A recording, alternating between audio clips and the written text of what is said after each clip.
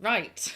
Good evening, ladies and gentlemen, and welcome to the Shelley Tasker Show, coming out of Speak Free Radio, streaming through Rumble and YouTube and Facebook Live.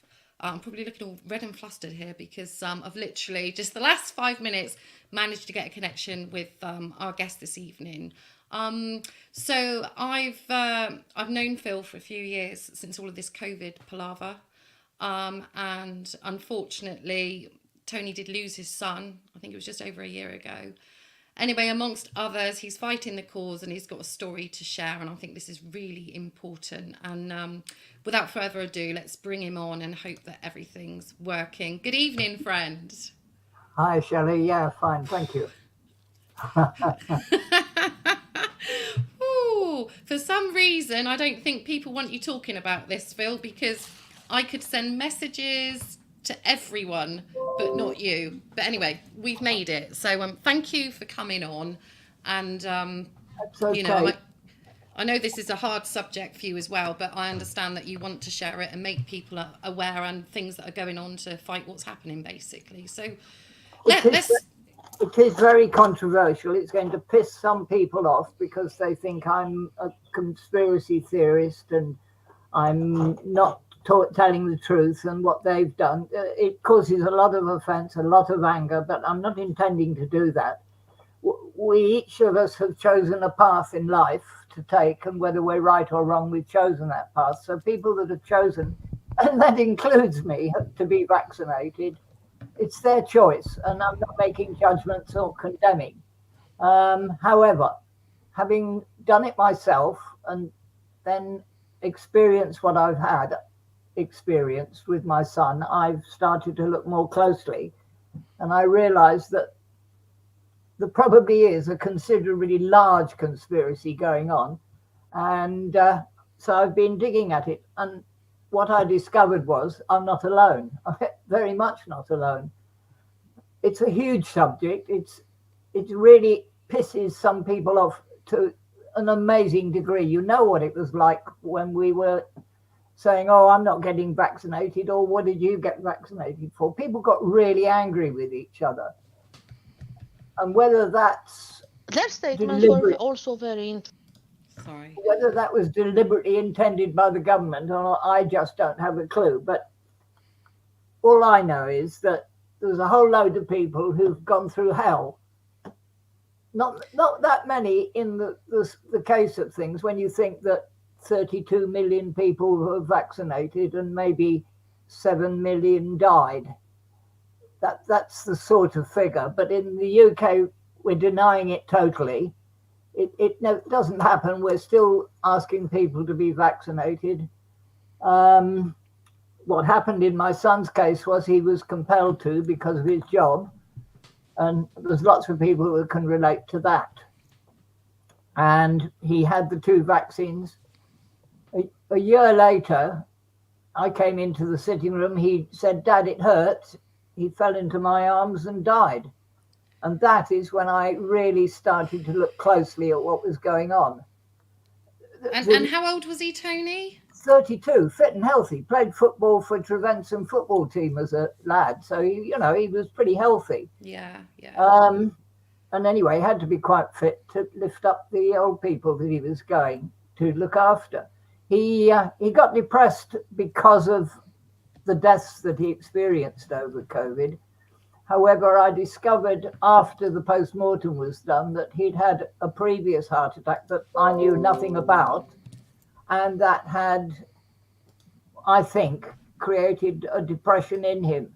He spent a year off work, not wanting to work, and in that period of time, he had another heart attack. And then he had the one that killed him. And that. So he had, Tony. Yeah, carry on. Bear with me a second, just because we've had a few studio issues because of our end not sorting things out. We are on air now on Speak Free Radio. I just need to add, right, it's now starting. Just bear with me a second. That's and right. I'll give a very brief intro when the music starts and we'll go through it. Sorry, apologies to those that have listened to this first bit. But it's nice to get this going out everywhere. Right, just give it a few seconds.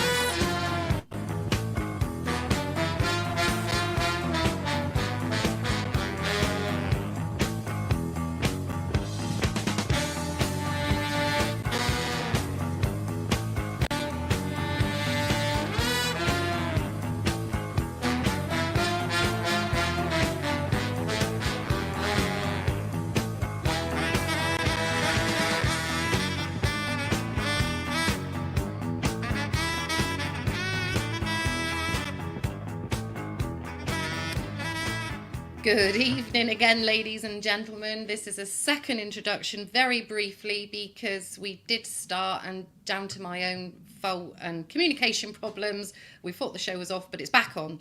Anyway, so I'll give you a very quick update. I've got Philip Anthony Bevington on with me this evening. We're discussing the big elephant in the room. Tony's son, who was 32 years old, had 2 COVID vaccines and collapsed on his father's lap and died.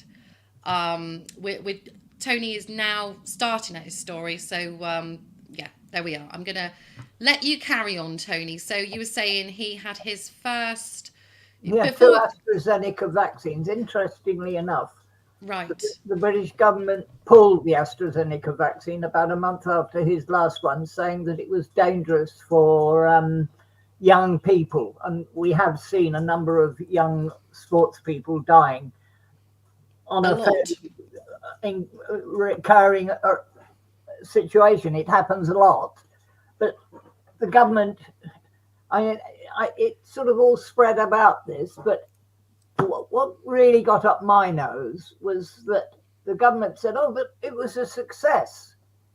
Far more people lived than died. Now, that kind of really irritated me, because being my son was one of those that died. I was then told, but that's collateral damage, which even is more annoying. How soon after your son died did you realise, hang on a minute, this is going back to the vaccine? You believe the vaccine? It took me 6 months, because hell, I'd been through the most terrible experience. It took me and my daughter a long time to get over the trauma. We watched him die in the room just to my left here. We watched him die. And that's pretty awful for anyone to have to experience. And it took me 6 months. Of course, within that 6 months, I discovered that it's too late for me now to query the pathologist's post-mortem report. If I want to query it now, I've got to spend a lot of money on a judicial review. It's typical of the way these systems work. They tie you up in legalities and costs, and getting justice is nearly impossible. Interestingly, this isn't just a UK situation. France have actually banned people talking about it. Now, you're not allowed to talk about the vaccine. Germany have said that the pandemic was a false pandemic and it never existed, and all the stuff was done falsely. There's a whole number of doctors that I've encountered now who are totally ostracized by the medical profession, that are saying that the medical profession behaved unethically. They didn't talk about the risks, for example. When I went for my vaccine, they're supposed to tell me, now the risks are this. Never did. So technically they behaved unethically. I've got a friend who believes that the medical profession in the UK have broken just about every law in the Nuremberg Code. Yeah. So, but the government stoutly defend the position, as they would do, as they have done in all the other scandal cases. They cover up, they hide, they lie, they prevaricate, and they delay. And it's the delay tactic we're on at the moment. It's really hard to get any sort of movement out of them at all. There's one MP, Andrew Bridgen, who's fighting a little bit, but when he stands up in the House of Commons and talks, there's maybe 5 MPs there listening to him. So that's a waste of time. The 3 doctors that I'm in touch with, one is Cornish, David Cartland. I've met him, he's terrific. there's a very well-known YouTube doctor, Dr. Campbell, and then there's an interesting young lady who's very well qualified, Dr. Claire Craig. But there isn't a huge number of doctors because they're terrified of being struck off or losing their jobs. And it's really very hard for them to cope financially. But it isn't just a UK thing, it's a worldwide thing. Yeah, it's universal. And it's been covered up universally. And it's quite frightening. I don't tend to post too much stuff these days about this because, like many others out there that regret taking it, I didn't take it, but I've got family members that did. And I hope to God that they had a placebo, or they're just going to be one of the lucky ones. Because I've never in my lifetime seen so many sudden deaths. And other people will say, oh, this has always happened. Healthy people have suddenly dropped dead of a heart attack. Yeah, occasionally, but not to the extent that we've been seeing the last couple of years. Well, my son died of embolism, ischemic heart disease. Right. And thrombosis. And the pathologist called that natural causes in a 32-year-old young male. Yeah. I'd love to try and catch him out because we've seen a number of reports of people, undertakers, who have found massive amounts of clots. And that's what an embolism, it's a clot. Now, I could tell you that he lay there on the floor. They pumped 3 lots of adrenaline into him. They did CPR for an hour and they never got a twitch. It tells me that the clots had got close to his heart and blocked it and stopped his heart functioning at all. I'm after justice. I'm happy that lots of people have got through COVID, and apart from the children who've been mentally affected, we seem to have got off fairly well. But there's a small, and it is fairly small, a small amount of people who have died because of the vaccine, and we are being denied justice because the government are terrified that, in fact, they have we have a yellow card declaration scheme. You declare it, they don't say, well, we'll pay you compensation. They say, we will give you a certain amount of money for inconvenience. Well, I know when I was looking into vaccines, because my son hasn't had any vaccines. And when I was really looking into this several years ago, the UK government HMRC page shows that you can get up to £250,000 compensation for any vaccine damage. But it's got to be done before the child is 2 years old. There's all these clauses and stuff like that. And I should imagine, really, I mean, lots of people aren't putting the dots together, are they? Like you said, it took you up to 6 months or so to think, hang on a minute, how did this happen? Yes, I've been incredibly traumatized. But there's so many people. I'm just one of, I think, about 1,600 people. We're hoping to take the government to court, but it costs money. You've got to get the correct information too. And when pathologists are refusing to change their post-mortem results or even discuss it, I emailed the pathologist in Truro and he hasn't answered. So, you're banging your head against a brick wall. It's very typical of what people with money do to people who haven't got money. They delay them with barriers and obstructions, and you've got to do this, you've got to do that before I'll consider what you've got to say. So there are all these barriers that you've got to cross. I mean, I discovered that I dealt with my son's death. He left £3.23, so I didn't exactly think I needed to spend £500 on a solicitor, but to claim for his death, I'm going to have to spend £500 on a letter of administration. And that's going to take 6 months. That's disgusting. They're always going to make it so that we can't delay us. Yeah. And like you said, unfortunately, the Pope is too late now, 6 months on, to well, not 6 months on, but when you realise it's too late to say, well, let's have a post-mortem and see what you find when Well, you know what you know. I've had Oh, a you do? post-mortem. Yeah, Right. it was extremely distressing because they even give the weight of his brain and things like that. It's very distressing, and they do say, to be fair to them, on the form, this is a very distressing document. And it is, it's extraordinarily distressing. It's just that I used to be an ambulance driver attendant in London. I've seen a lot of death, and I'm fairly hardened to it. So because I'm talking to you, I'm not crying, but I cry a lot. Oh, bless you. Well, your children should never go before you, should they?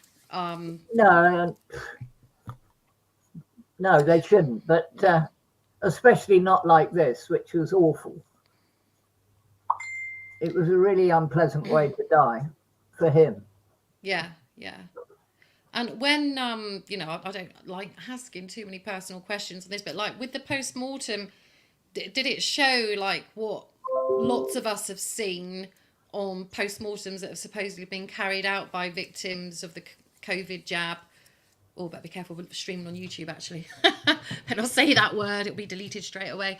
But I've seen like the images of the clots and the way the blood is No, and stuff never like that. mentioned. They just said he had clots, he had ischemic heart disease, and he had thrombosis.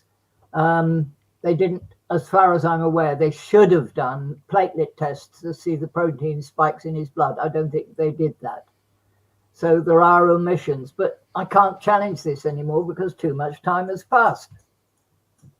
Right. So, it's getting justice for those that have suffered. And I mean, but people are ignorant if they can't see what has been happening. I mean, for those that haven't died, I mean, I've seen horrendous videos of people that have reacted straight away. And there's a lady in America, I think her videos have gone viral. She hasn't been able to speak, or, it's just tragic stuff. And I know lots of people at work that say, oh, I wouldn't have another one. And I've seen it at work. I've seen when, that nurse has come in and I've had to leave because I totally disagree with it, obviously. And one of them has had a stroke in the night and the other one has had a seizure the next day. Well, you could say they're elderly, it's going to happen, but too much coincidence, I think, and knowing what I know.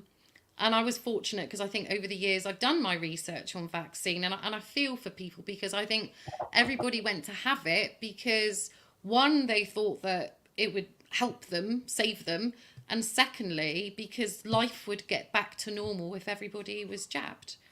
I think a lot more was going on behind the scenes than we'll ever really know, possibly ever really know, because there's been a lot of talk about this was just a trial error to see if they could control us. And let's face it, they scared the living daylights out of the population. Well, they did. And I remember having a conversation with you, Phil, when we were in those particular times and when we were meeting at people's houses and we were like the resistance out and about when we shouldn't have been having little conversations what we can do. And I can remember when you told me you had your jab and I said, no, you haven't. And you said, well, yeah, you said I'm vulnerable, I'm at that age, and I can remember thinking then, oh my God. But then, like so many, you do what you do because you think you were being told, you're protecting others, blah blah blah, and you feel that it's in your best interest.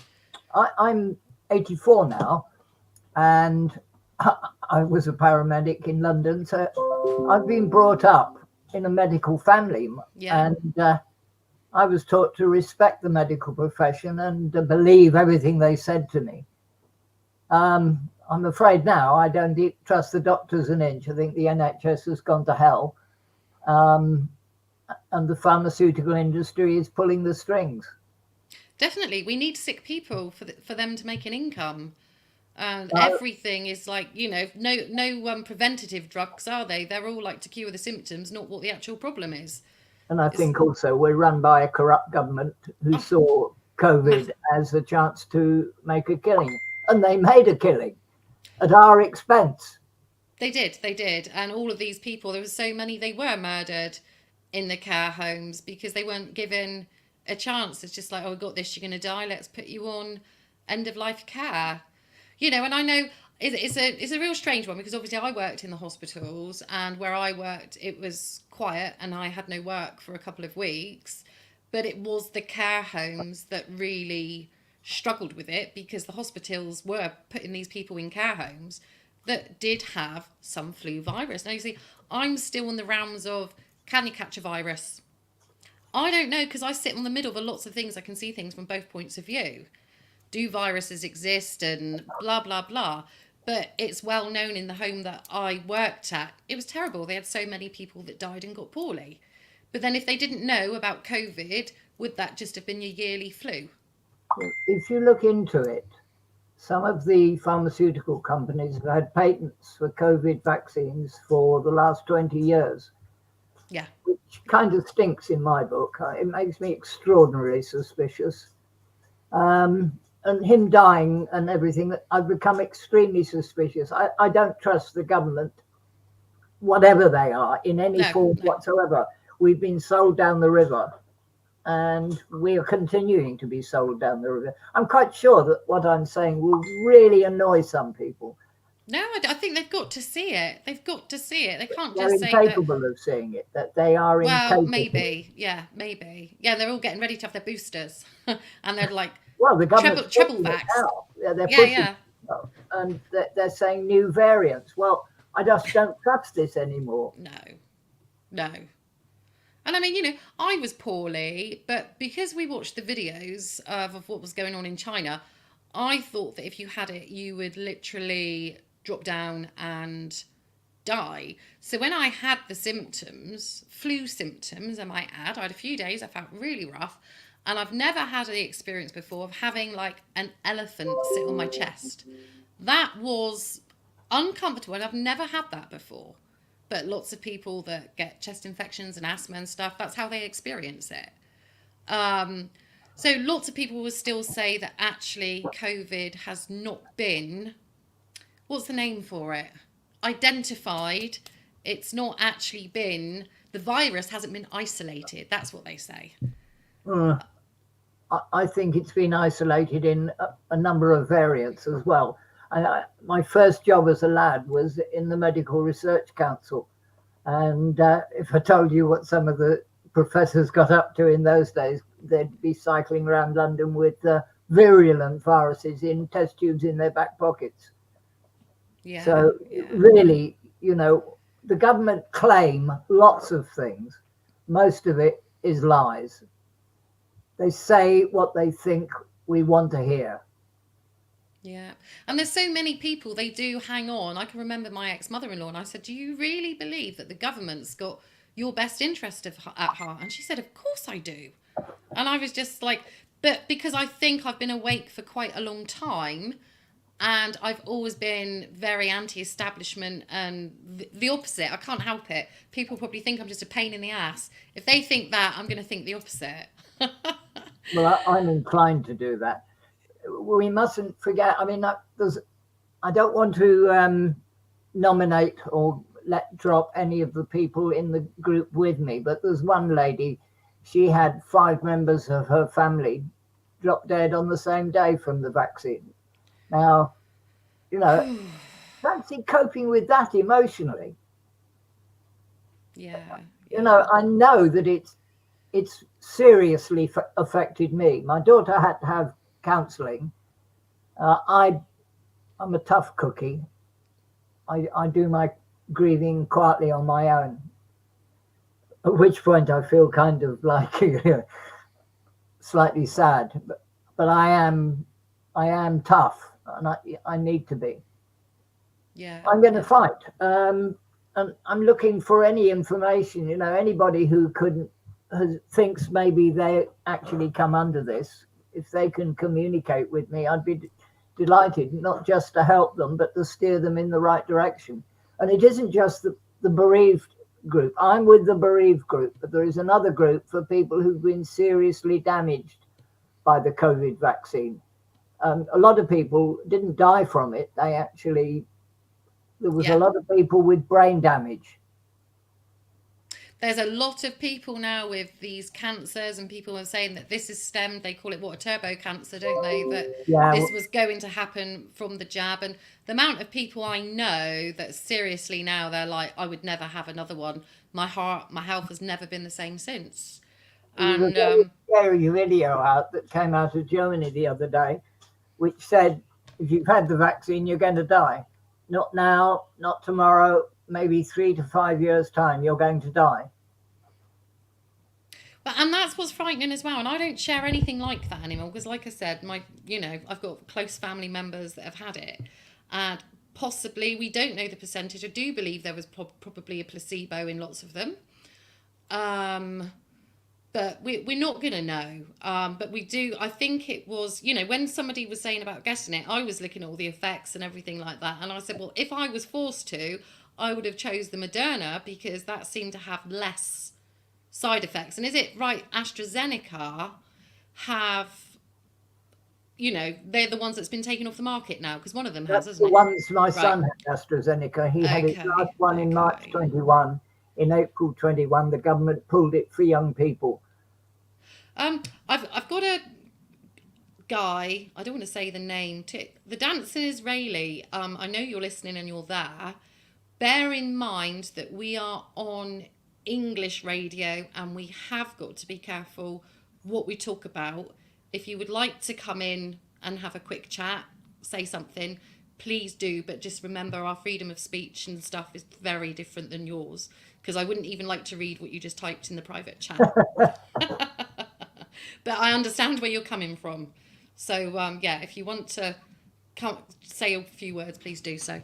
So yes, it's hard, and I mean it's compensation for those, and what percentage were placebos and stuff, and what can people do. I know that person's suddenly disappeared, they don't want to chat.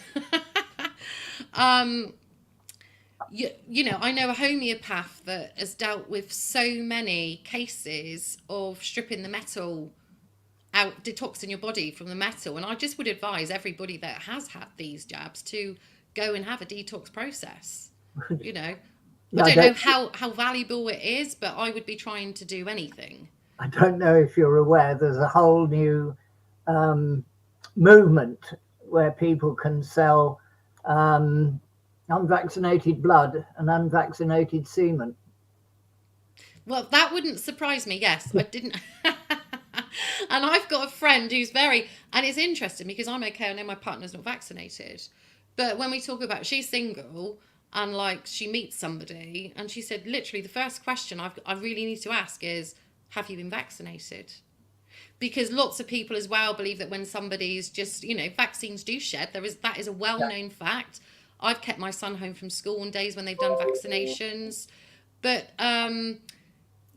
would you want, when my daughter got pregnant, I was concerned about that. Her and her partner, they've both been vaccinated. Fingers crossed, everything's fine. And God help me, you can only hope.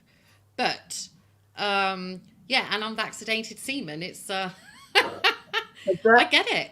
That isn't what we should be thinking when we are vaccinated. We shouldn't be thinking, God help them, I hope it's okay.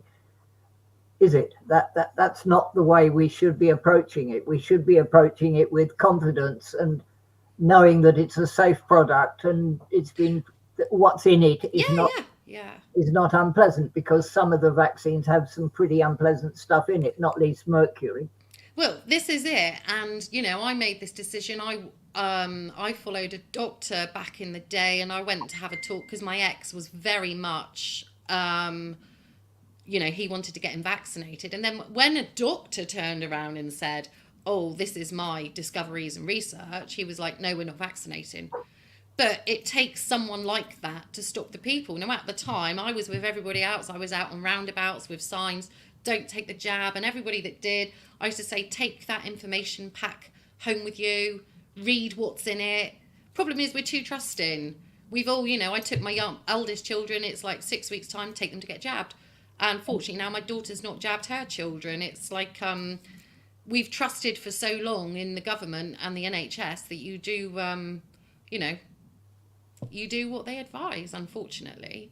Yeah, I think that has diminished considerably. That the statistics I was reading today was that 16% of the population now no longer trust vaccines. I would say 60% of the population now no longer trust politicians. Well, this is it. And I know we had a brief conversation about that the other day on the phone, and they're kicking off like with the measles vaccinations everywhere because everybody now, they're like, well, actually, no, I'm not going to risk it. Doesn't look like that guy wants to speak. I just realized. I don't know if it's a man or a woman, but they're more than welcome to if they wanted to. And the dancing Israeli. Yes. I don't know if you know that person, but no, I don't. No. Just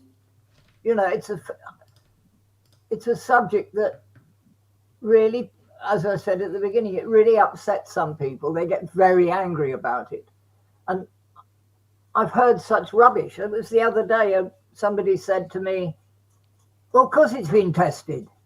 It's been tested by millions of people, referring to everybody that's been vaccinated. Well, so I read up on the vaccine tests today, and they did a special exemption on the COVID vaccine. That they bypassed all the testing that they normally have to insist on, and they bypassed it and they gave it a free hand. I'm not sure what the time was, but it wasn't a hell of a long time. Not like 4 years apparently is the normal length of time. You can't create a vaccine in 6 months or what have you. Well, of course, the argument from them is that they created it 20 years earlier and that they were only needed to do a little few refinements. I'm not sure I believe that. No. Well, I think a lot of it's been planned. I would like to hear what the Dancing Israeli has to say. So we'll bring you on for a few minutes, Dancing Israeli. And yes, we are in the UK, so just be careful what you say, please. Good evening. Good afternoon. Sorry, time zone's different here. I come from the United States. Hello. Welcome. Just like I say, our freedom of speech is very different. But you can say So talking about the vaccines, we had that kind of issue here in America where we were forced to wear masks, and I felt like the whole thing was just a hoax for our population to just get controlled. Like our president Biden, like China's doing everything they can. They're using him like a puppet to spy on us. That's the whole point of these vaccines. Well, I did kind of dwell on that very slightly, didn't I? Well, people have said that they've got, like, they could be, the stuff that's inside us can cause all these things. And I was even heard something the other day, and I mean, you could call it massive conspiracy, but what did they put in them to, like, make the future different, so to speak? And, will they react to G5 and not G5? Is it, what do you call it? G5, but it's the DNA that concerns me. Yes. From what I heard, what they put in those vaccines is some kind of metal. Everybody that's been getting them, I've seen footage of where they've been winding up at a hospital. There have been people getting sick. There have even been some deaths occurring. And the COVID jab, it's not helping anybody. All it is a cold. Yeah. Well, you hear of someone. I mean, you may not be aware that my son died from it. I'm sorry to hear that, sir. Yeah, on the AstraZeneca, but it's partly why I'm fighting, because I believe that he should get justice, despite the fact that he's dead. I think he's been badly treated by the authorities, and I want to make them pay, at the very least, by bringing them out into the open and making them apologize.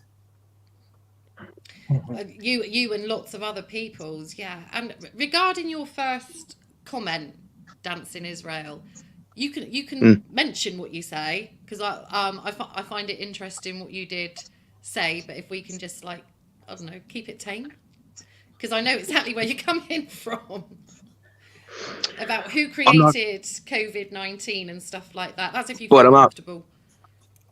but due to where you live at, I'd rather not mention it because it could get you guys into legal trouble. So I'm caring for your well-being. All right, okay, my lovely. I get that. Yeah, we'll perhaps have another chat about Oh, that all right, privately I'll again. let Shelley do that, but frankly, I'd kick my government up the arse.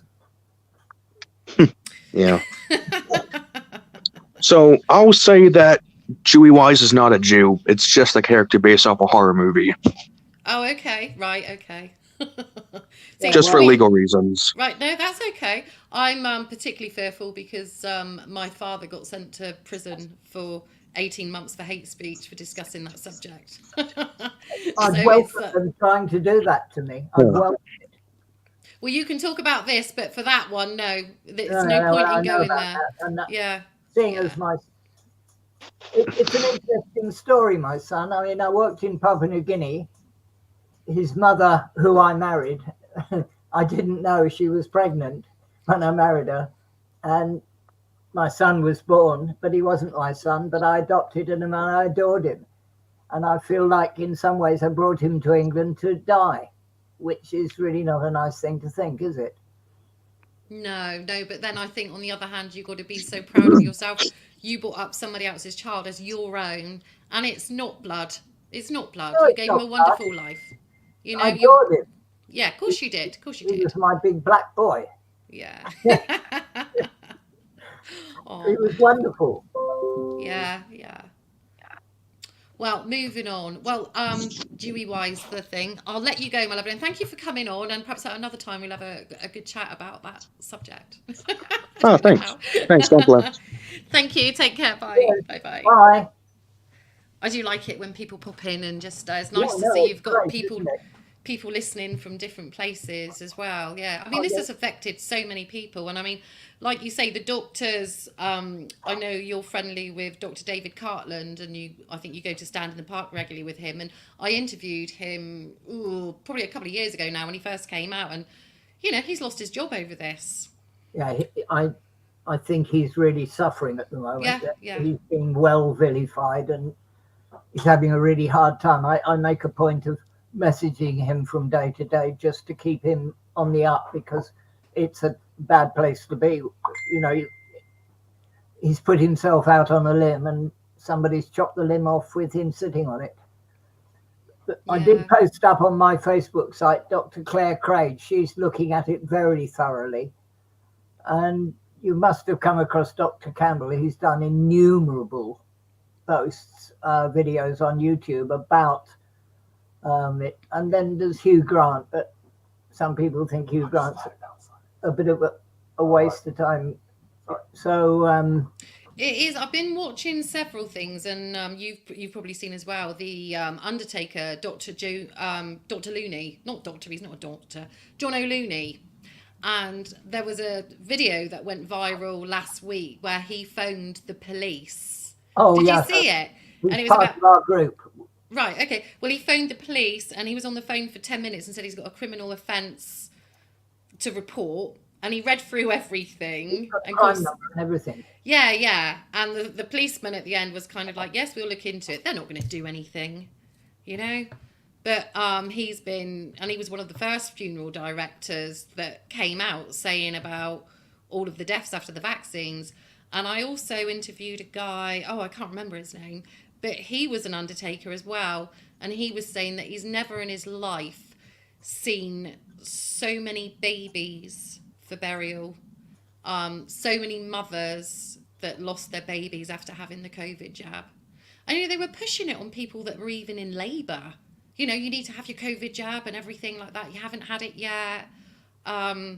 It's just a shit show, really. And I think some of these people, when they see it now, do they not realise, they've been part of a massive, what would you call it? Genocide, really. It's genocide. It's very difficult to argue against the 37 million that have survived and the 3 million that have died, because if that's true, are, I guess, acceptable in the government's eyes. They're not in the eyes of the relatives of the people who had to experience that. Nothing makes that right. No.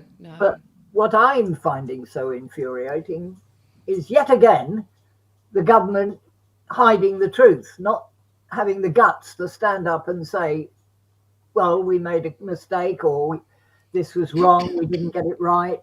They're trying to cover it up with the inquiries into COVID, but they're not talking about the things that really matter. It's another cover-up. And the prime example of cover-ups is the post office, where they lied and lied at 25 years. Oh, it's awful. I'm 84. Damned if I'm going to wait 25 years. Yeah, I don't think you will, Tony, because I know what you're like. Well, I'm the same as you. You know, I hate injustice. Yeah. And I've been an activist in 3 different areas in my life, and I've realised what a lying load of toe rags they are. And for some of you listeners out there who have just tuned in, Tony, Philip Anthony Bevington, aka Tony, is discussing. We're discussing the elephant in the room tonight. His 30-year-old son collapsed. He believes it's down to COVID. I shouldn't say that word because it's going on YouTube. They probably won't play this interview. And actually, Tony, when I last had you on a few years ago, they deleted that video. And it wasn't about it then. Yeah, it was another guest after you as well, talking about 5G and things like that, Mark Steele. But they deleted so many of my videos, so I stopped using it. And lately, it seems we're allowed a little bit more leeway, but we'll see. I probably should have used a different word. But yeah, Tony was on my show a few years ago because Tony got arrested for selling vast amounts of cannabis. For growing. Oh yeah, you weren't a dealer, you was a grower. Yeah, for medicinal purposes. Absolutely, and I'm still using for medicinal purposes. Yeah. I'd be dead without it. Right, so it really helps, yeah. And I know from that the law is an ass, and everything that the government does, I know are lies. I know when they're lying, and they're lying around COVID and the vaccines. But the people, the general population, believe. Oh yeah, because we're all nut jobs. Well, we're brainwashed. We're indoctrinated. And it makes you think, why is it that people like yourself and me, we can see the other side? But then prior to, the horrendous death of your son, you believed, and it took that to make you see that side of the medical profession was bullshit, horrendously. So you've been lied to, really, you say, your whole life. Like we all have about so many things. Yes, it wasn't all that long ago. My daughter had the HPV virus vaccine. Right. Now I look back and I think, God, what have I done? Yeah, but you did your best as a parent because you thought. Absolutely. Yeah. And I think everybody, that used to be a really big thing, like anti-vaxxers now, and I don't tend to get into much conversation about it anymore, because there was a time, and like the flog it sites on Facebook, I would post it on one of those, like vaccine injuries at like 2:00 in the morning, and my phone would be pinging all night, and then they'd remove the post and stuff, and they'd be like, "We know where you work, Shelley Tasker." But I just couldn't stop myself. And even now, I'm not going to get that from this, but no, not at all. And I think people these days, I always say, make an informed decision. And I find it hard when I do newborn photography and people come in and they say, "Oh, they're having their jabs tomorrow," and I just say, "Oh, okay." And I kind of say, like, you do realise that you can hold off. You don't have to do it tomorrow. And I don't want to put them off ever coming back to me and getting on my high horse, because there's probably been times I've gone off on one a bit and they probably thought, she's a right nutter, isn't she? But then I think, if that just saves the baby. But it isn't being crazy. It isn't being a nutter. It's being logical. Yeah. We've got to the point now where we can be very logical about this and fairly concentrated on the essential points. The reality is that 37 million people have possibly been saved. I don't know. Maybe they've been saved for something worse in the future. Who knows? I don't believe they've been saved. I believe, well, anything, you know, it could be a time bomb, and Well, that's what what's I'm saying. frightening. Maybe they've been saved for something worse in a year or two. And I think it's Professor Dolores Cahill who said that, you know, we haven't seen the end of this yet. Not no. from the first round of jabs, you know. She reckons up to 5 years this could, you know, and that's the frightening thing, you know, with a heart attack and something like that just happens, doesn't it? It's only when you get somebody brave enough, like the German minister who stood up a couple of days ago and said that the pandemic was not a pandemic at all, that you realize you are on the right path. It gives you the faith to keep going. Yeah, yeah. Because, I read some of the stuff the government put out and I think, am I on the wrong path? Perhaps he died of something else, you know. But yeah, you're not going to know entirely, but I always think there's no such thing as coincidence, is it? And like you say, that there's too many people. I've seen video compilations of like one football season, all the players dropping down dead, you know, and young people. And I know, you know, like my next door neighbour, she was a young woman, bless her, and the same day she had a jab, she was rushed to hospital. You know, it doesn't take a scientist. And even the ambulance man said, have you had a COVID jab? And she said, yeah, I've had it today, you know. And they must have seen so much. But then I think it's got to keep happening in time for them. If they can't see it, then they've been so brainwashed it's untrue. Yeah. It so stunned me and the family that we couldn't do anything for months and months and months. No. What a shock. You know, and then there's all the other stuff. Actually, I mean, on a personal note, all his mates got together and gave me a present of £4,000 for the funeral. Wow. Which is very touching and amazingly emotional, but I'd rather they didn't have had to do it, you know. Well, but that's life again, isn't it? It's the cost of everything, and who would think that, well, I actually heard yesterday somebody telling me that when you when somebody dies and you're taking them to their funeral, you have to pay through every parish you drive through. Now, I don't know if that's right or not. I've never heard that before. Yeah, my wife many years ago died in Freedom Fields in Plymouth, and they wanted £600 to bring her across the border, and I nearly killed somebody. I just said, stick her in the back of my car and I'll bring her across, and don't you come near me. Yeah. Well, they just got to profit in any way, shape or form they can, really, can't they? Well, and I mean, at the moment, we're just, I don't know what people are going to do, really. It's frightening. You just pulled my favourite expression. The Tories' God is money. I know we touched upon this the other day quickly because you said to me, when are you going to have someone on your show who's going to talk about the upcoming elections? And I said, this is the first year ever I don't think I'm going to vote, because at the end of the day, I'm kind of like, whoever gets in is still going to be controlled by the puppets at the top. But then I also don't like the feeling that I'm wasting a vote. And what's the tiniest chance of change? I want a radical change, something very different. We've had enough of the same. The silly idiots, they say the same thing. Each one of them, Labour, Tory, Lib Dem, they all say the same thing and they never do anything about it. It's the same old story all the time. Let's be a bit dramatic. The only dramatic thing that's ever happened in politics really was the invention of the National Health Service. And I was alive when it happened. And that was dramatic and revolutionary. And we've had nothing really interesting ever since. I want to see planning laws change, a citizens' assembly, people paid according to the value of their job they do, so that I'd pay a street cleaner more than an MP. Yeah. You know, that's how the sort of changes I want to see. Yeah. I want to see the planning laws change so people who want to live in a shed in a field and grow veg for themselves can do so. They've not got some puffed up little planning officer saying, oh no, it doesn't fit in with the scheme of things. I want the councils gone. That's what I want. I want us to live in our own little, you know, like my town, our town, let's have our be own revolutionary. town. Everybody, stop paying your bloody water bills until they stop polluting.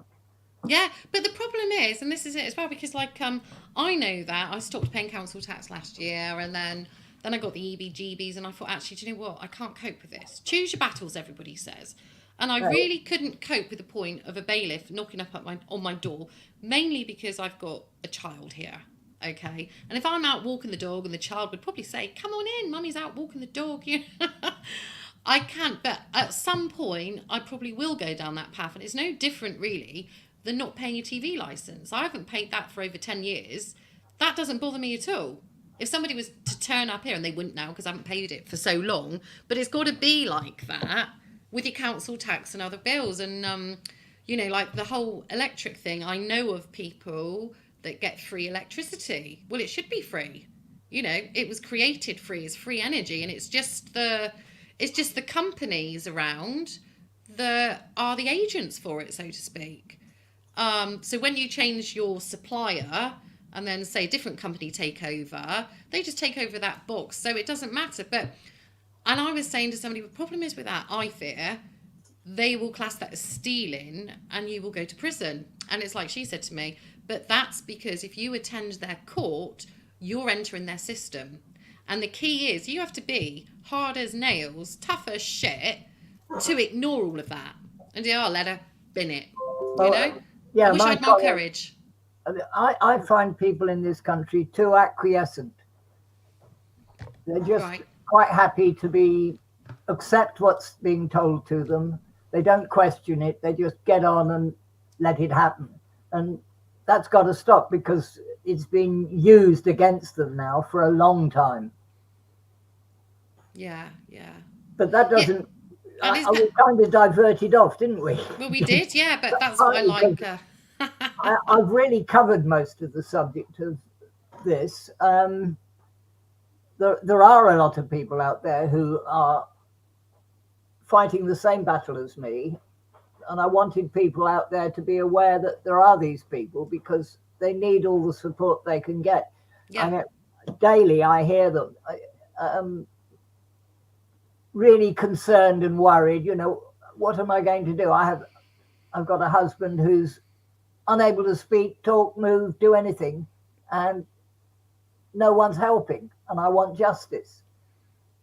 Yeah, so, you know. So, I mean, what would you say to these people? How do they get in touch with you, Tony? Well, on my Facebook page, Philip Bevington. Are you Philip Bevington or are you Tony Bevington on your well, I'm so Tony, confused. Because Philip's such a snobby. Right, one. so see, right, but Tony Bevington. I'm Philip Bevington on Facebook because some bugger hacked me as Tony Bevington and I had to drop that side. That's all. Okay. And what about those that don't have Facebook? Would it be okay to read your email address out?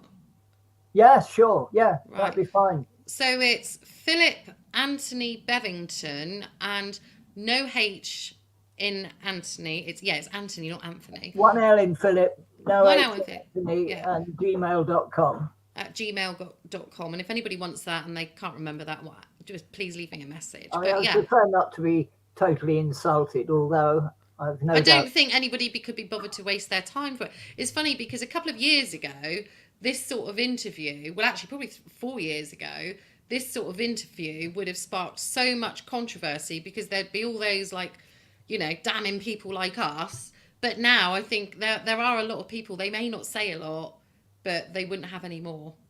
Lots of people I know, even my nan, she's 99 now. And I mean, she is in a nursing home, but she even said later on, she said, I'm not having any more. Not having any more. No. I mean, I don't have flu jabs or anything, but then you get the guilt trip. I used to work in the hospital. Well, they're turning the flu jab mRNA as well. So anything DNA, I'm running a mile from. Yeah, well, I just think, jabs aren't what they used to be when I was younger. I mean, my mum says that she felt guilty because I didn't have the measles jab and I did get measles and I was quite poorly with it. But then by the time the spots come out, you've gone through the virus. You're on the healing stage, really, the same as chickenpox. Yeah, but I was born in 1940 and we didn't even have antibiotics when I was born. Wow.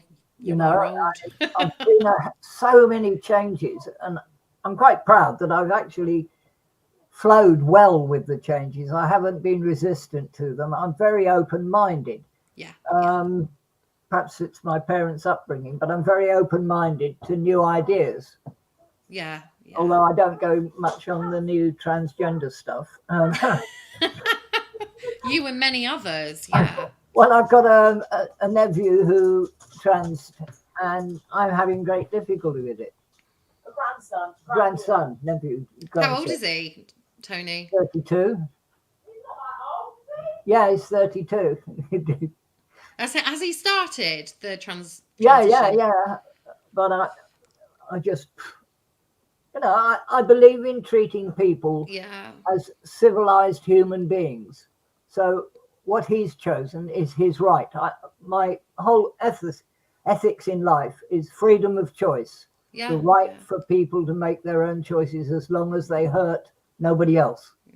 And I do believe that some people genuinely are, very few, but genuinely are born in the wrong body. Yes, no, they are. Totally. But I interviewed a guy called Tarquin probably a couple of years ago, and come to find how he had body dysmorphia. And he was brought up, his parents were quite party goers and stuff and lived the high life. From the age of 3, he used to go to lots of parties where there were drag queens and stuff like that. Now, for a 3-year-old, you see, this was the first sight of like men dressing as women and stuff. And of course, he became very confused when he was growing up. It confused the hell out of him. And he went through all the motions. He had his penis removed, started all the therapy and everything like that. And even when he changed into a woman, he wasn't happy. So he changed back again. And lots of people changed back. And it's like he said to me, he said, every time I go out and I need a public toilet, I need to go and sit down on a toilet. It's with me for life. I can't change back again now. Once you've lost your penis, I mean, I suppose they could do something with it. I was actually curious the other night, and I said to my other half, how do they make it into like the opposite? And I did search for a few videos. I thought if anyone was going through the content of my phone history, but it was interesting to watch. But even though they can make it look like a penis or a vagina, surely they can't work like one. No. Perhaps I should ask somebody else this. I need to know. Well, I as a paramedic, I actually went to someone who had it chopped off. Right, okay. In a fight. Oh my God. So, yeah, I've seen it.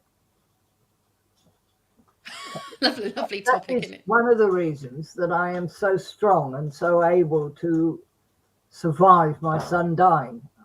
I really wanted to die myself at times. Bless you, I bet you did. I'm a very strong person, and I've got very strong morals and ethics. I'm not religious. I'm a humanist and a pacifist, but I believe that all human beings have a right to be heard. Absolutely. And one of the reasons that I don't like this government, because it doesn't listen. No. They know what's going to happen before it does. Excuse me. You know, when Sadiq Khan first came in, I started Googling him straight away, and you see who his contacts are and how much money his wife's got and everything like that. He's like the richest man in this country. I think he's got more money than the prince, the king. Excuse me, I may be wrong there, but... Yeah. Well, we'll steer clear of the king, because I'm not a monarchist either. No, well, nor am I. No. I've got people in front of me, and I either like them or I don't like them, and it's got nothing to do with their sex. It's how tell, yeah. It's how they project to me, and so someone who says something that's cruel, I'm really not going to like them. No, because I don't I blame think you. cruelty is really unnecessary. Yeah, I think you're right. We could take that on to what's happening in Palestine at the moment, because that's so cruel that it's unbelievable. It is, and that's a whole different subject that I want to get somebody else on about as well. Because again, with that, it's like if you support Palestine, that must mean you support Hamas. No, actually, it doesn't. I don't support any terrorists. I don't support any mass murders. I don't support any genocide. And I don't support war. So I'm a bit of a misfit in this country, because we love war, because it makes lots of money for rich people. Absolutely, yeah. Well, I'm just saying we've got another minute or so, Tony. Well, we certainly covered some subjects. Wow. We did. So, yes, and sorry, in the chat here, the Jolly Man, I haven't had a chance. I don't understand all little bits, and they sound really interesting. We haven't got round to it. And Wally Tron Channel 101, hello. And all of you guys listening, thanks for listening. After this show tonight on Speak Free Radio, myself and Malefica Scott will be live with the Kerno Connection. That show is where we just have a little bit of chat and have a little Kerno topic of conversation each week, just a bit of easy listening. So that's straight after this show, but that's on speakfreeradio.com. So, as of that, we are coming to the end. I'm just going to wait for some music to come in. But I really enjoyed chatting to you, Tony, and I appreciate it's past your bedtime. Yeah. I've got to take my medicine first. Right. Oh, yeah, make sure you do and you get a good night's sleep. And, I messaged Indica and I'm like, I can't get hold of Tony. Where is he? He's like, he's usually in bed by now. I'm like, he knows we're doing a show. Anyway, we made it. We really enjoyed myself. Thank you very much. Thank you for your time, Tony. We'll do it again soon. Have a great week, guys. And stay tuned, like I say, for the Kerno Connection, which is on next. Cheerio. Cheerio, Tony. Thank you.